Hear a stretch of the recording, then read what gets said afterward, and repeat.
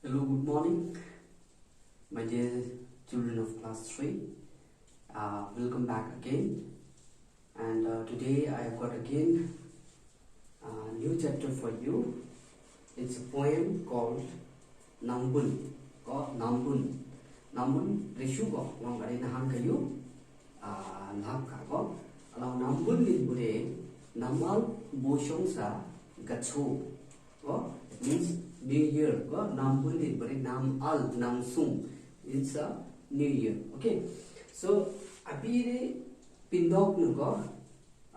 Should little ni go di go along nam al nam sung kayu sa rongkup song sa atimbul festival go kultur la chong le la pre shu shu mun shu are prongka pi kayu ka denthu ni go along pindok na shu li bang go di bare so zer somyang put lung di kumta kudo mong agi zogi pongla mel lung di Kudo Namka book them di. Abi shuli mam go di bari along rainy season, summer season along put them di li mam go.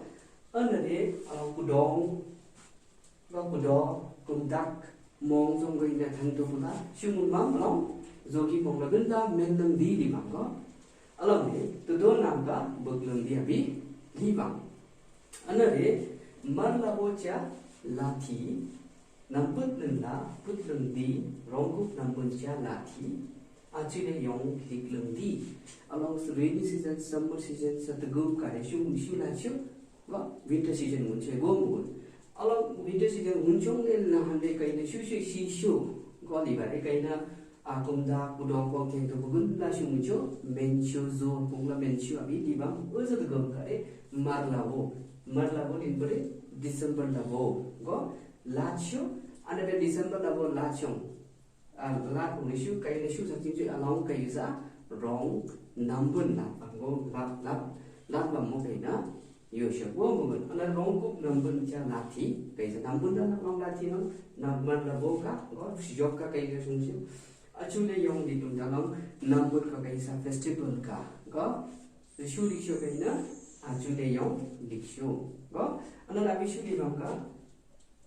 Numle pule tiong zum thi onglot rendet zum la thi namal la non dik lung di nambun la so len lung di alo nambun ka shu ma chu kai wi song sa kyong ka go numle pule song ni gong re kun la zum na ri shu ma chu onglot song la zum shu go mu gun ana de namal la lik lung di along gun la kai san numle pule song ing song kai zum na shu ma chu along kai san nambun na don mo li na shu ma chu la so lem long kyung ka ngong shu go mu gun ana abi shu li wang ba numlo chang ko zum la thi chong seli mo ong lung di rong bom theng lung lok lung di along nambun sung lung di along namleng puleng trong na shu di shu chong sli op shu go mu gun ana rong bom pe sa rong bom theng lung di shu go mu gun along ma ta kai na nambun sung du di shu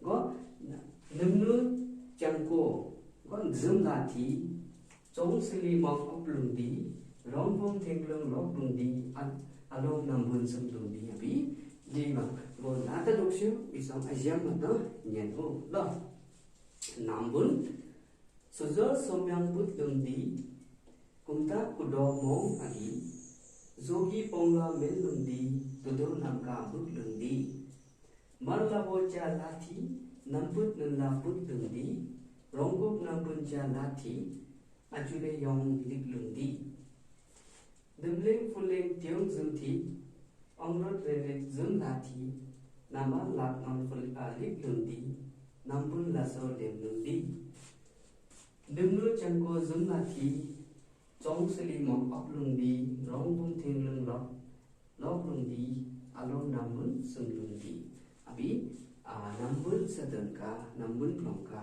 poetry pitoni nambun la chong le lan chu chu gun la bi den thuni we song na yun nambun la chong le nam le chu mun chu go ai re lo ke na song du go rong sa hang tun ka adiduni wisong sa labjong ni ara labjong wisong ka ku teach min ka bo wisong ka long bi chore isong rezupno 10 minute ka to shumat gachiu long gachiu da ati duni toksi